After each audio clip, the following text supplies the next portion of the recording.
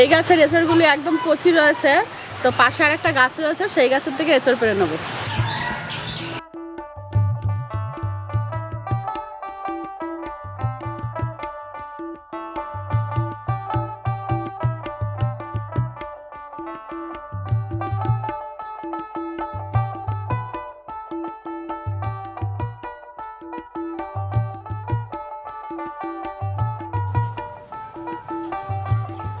নমস্কার বন্ধুরা, রাঙামাটির হেসেলে আপনাদের সবাইকে স্বাগত জানাই। আজকে রান্না করব একদম অনুষ্ঠান বাড়ির মতো এঁচড় চিংড়ি। সেই জন্য গাছের থেকে এঁচড় পেরে নিয়ে এসেছি, আর এদিকে চিংড়ি মাছ কোটাও শুরু হয়ে গেছে। তো আপনারা ভিডিওটা দেখতে থাকুন। এঁচড় কাটতে গেলে প্রথমে হাতে তেল মেখে নিতে হবে ভালো করে, নাহলে আঠা পড়ে যাবে।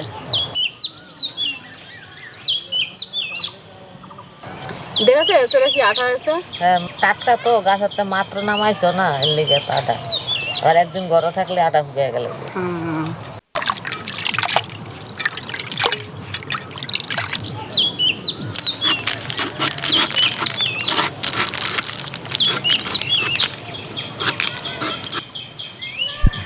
চিংড়ি মাছ কোটা খুব সহজ, মাথা ধরে টান দিলে আর লেজ ধরে টান দিলে চিংড়ি মাছ কাটা হয়ে যায়।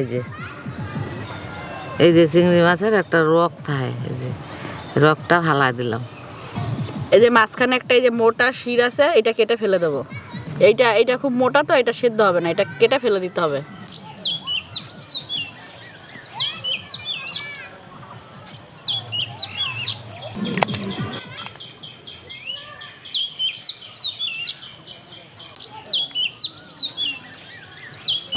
চীন দেশের লোকেরা জানো তো, এই যে একরকম জলের মধ্যে পোকা পাওয়া যায় না, সেই পোকা খায়। দেখতে কেমন লাগে? চিংড়ি মাছ তো জলের পোকা, আমরা তো চিংড়ি মাছ বলি। হ্যাঁ, পোকা কিন্তু ভাবিই না। আগে তো নদীতে কত জ্যান্ত চিংড়ি মাছ পাওয়া যেত বৃষ্টি হলেই। আগের লোকে নিত না, আর এখন পাওয়া যায় না। এখন চিংড়ি সব বরফের চিংড়ি। আগে কুচো চিংড়ি দিয়ে আমরা খেলা করতাম ছোটবেলায়, রান্নাবাটি। ঠেলা জাল লয়ে গেলে খেয়াও দিলে কত চিংড়ি, কুচো চিংড়ি, তারপরে ছোট কাঁকড়া।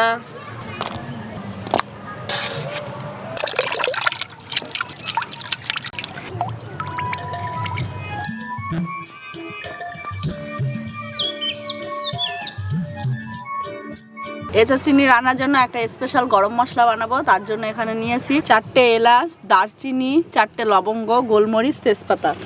এবার এটা কড়াইতে ভেজে নেব শুকনো খোলায়। এর সাথে দিয়ে দেবো অল্প একটু জিরে, অল্প একটু ধনে। এবার দিয়ে দেবো 1/2 চামচ রাঁধুনি।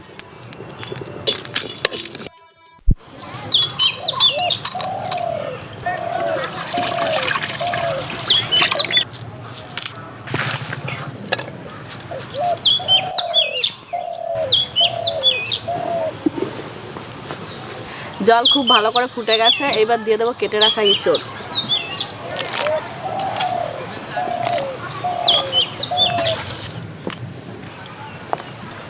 এবার দিয়ে দেবো এঁচড়ে লবণ, হলুদ, অল্প একটু চিনি।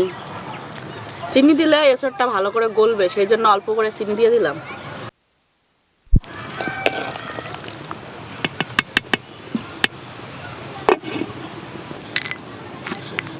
এঁচড় চিংড়ি রান্না করতে কি কি লাগবে সেটা আপনাদেরকে বলে দিই। এখানে সিদ্ধ হচ্ছে এঁচড়, এখানে নিয়েছি লবণ, আস্ত গরম মশলা, চিনি, হলুদ, সর্ষের তেল। এই সর্ষের তেল কিন্তু আমাদের বাড়ির একদম খাঁটি সর্ষের তেল। রাঁধুনি, ধনে, জিরে, শুকনো লঙ্কা, কেটে রাখা আলু, কেটে রাখা টমেটো, পেঁয়াজ কুচি, রসুন, আদা আর তেজপাতা। এই যে শুকনো খোলায় গরম মশলাটা ভাজা হয়েছে, এটা এখন গুঁড়ো করে নিচ্ছি।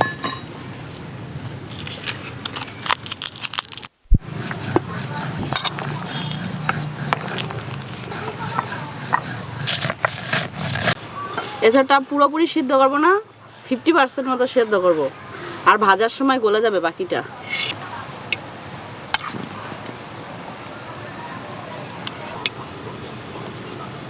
ভাজা মশলা তো কি সুন্দর গন্ধ বেরিয়েছে।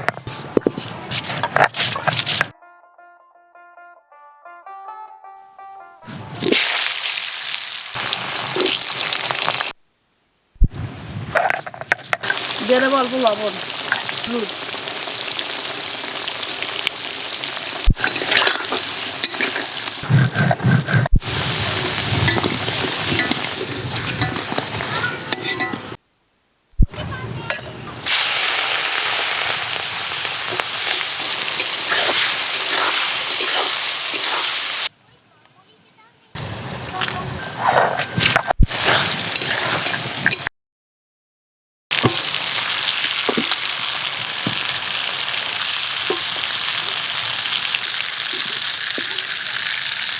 এবার দিয়ে দেবো সিদ্ধ করে রাখা এঁচড়।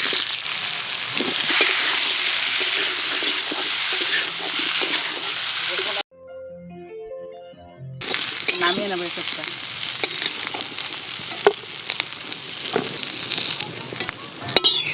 কড়াইতে দিয়ে দেবো সর্ষের তেল। তেল গরম হয়ে গেছে, দিয়ে দেবো 2টো শুকনো লঙ্কা, 1টা তেজপাতা, পেঁয়াজ আর টমেটো কুচি। পেঁয়াজগুলো দেখুন এরকম কুচি কুচি করে কেটে হবে, তাহলে রান্নাটা ভালো হবে।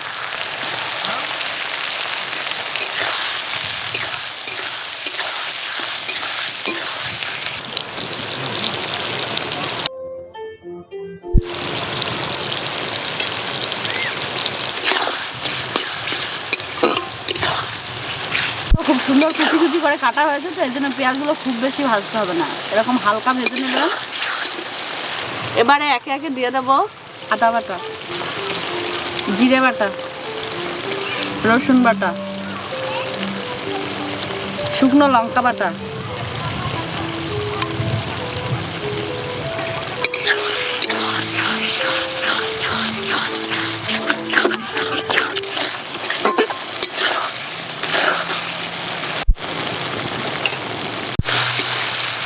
মশলাটা ভালো করে কষানো হয়ে গেছে। এই দেখুন লাল থেকে কেমন হালকা খয়েরি কালার চলে এসছে, আর মশলা থেকে দেখুন তেল ছেড়েছে কি সুন্দর।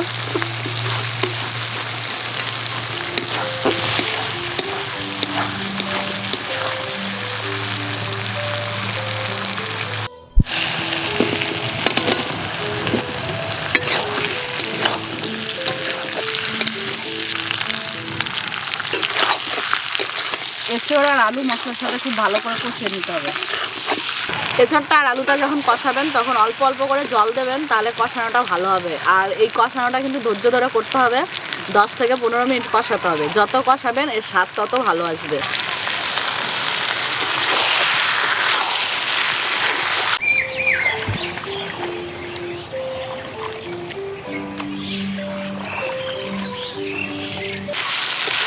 এছাড়া দেখুন কতটা লোভনীয় দেখা যাচ্ছে। এখন এটা খেতে কিন্তু মাংসের থেকে কোনো অংশ কম হবে না।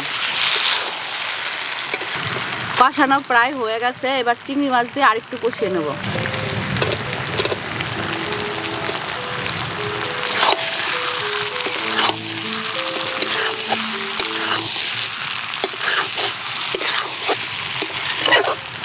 মশলা দিয়ে এসবটা 15 মিনিট মতো কষিয়ে নিয়েছি, এবার দিয়ে দেবো জল।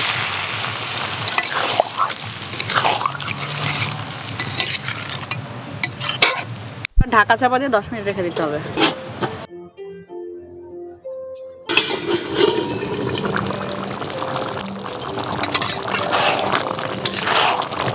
দেখুন এঁচড়টা কি সুন্দর লোভনীয় দেখতে হয়েছে। এটা কিন্তু খাসির মাংসের থেকেও ভালো লাগবে খেতে যদি এরকম করে এঁচড় রান্না করে।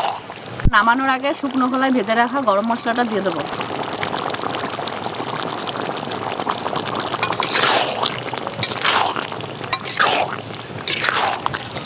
মশলাটা দিতে একটা সুন্দর গন্ধ বেরিয়েছে।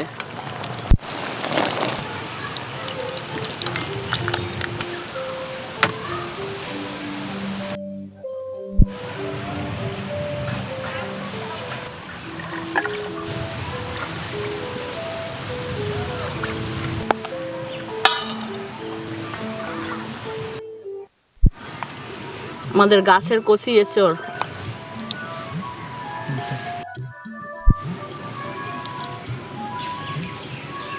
দেখুন এঁচড়টা কি সুন্দর সেদ্ধ হয়েছে।